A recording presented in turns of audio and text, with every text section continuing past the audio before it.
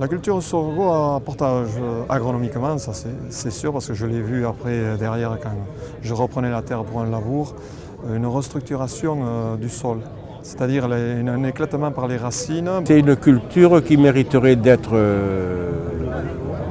cultivée, surtout c'est au niveau des rotations. Pour allonger les rotations, ça permettrait de faire une culture de plus dans la rotation. Et puis ce qu'il y a, c'est que le sorgho, on le ramasse de bonne heure, on a le temps de préparer la terre pour un futur blé ou autre. Le sorgho, effectivement, est une culture de diversification intéressante.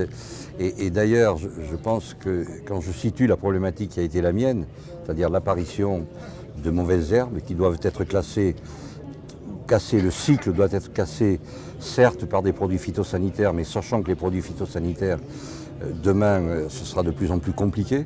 Donc il faudra revenir à beaucoup plus d'agronomie.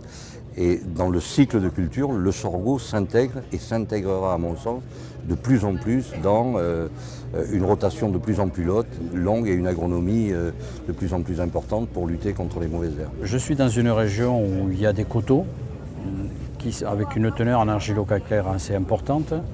L'enracinement est plus ou moins profond suivant si l'on est en haut des coteaux ou en bas, ce qui fait qu'on a besoin d'une plante qui a quand même un fort développement racinaire pour permettre de capter un petit peu tous les éléments minéraux. Donc c'est le cas du sorgho qui a un très fort chevelu et qui peut descendre assez bas.